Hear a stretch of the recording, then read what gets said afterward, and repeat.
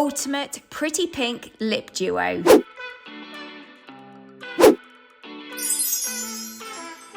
I love pink, and I'm not ashamed to say it. If you like pink too, then I think you're gonna absolutely fall in love with this duo.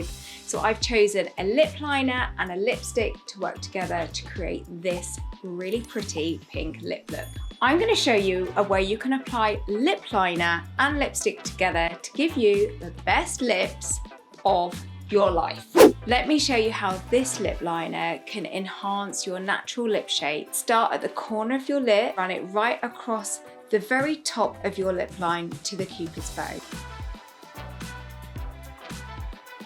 It's that easy.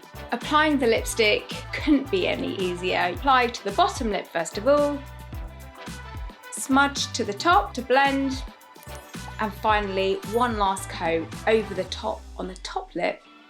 I am obsessed with this lip colour. I think you're going to become obsessed with this duo.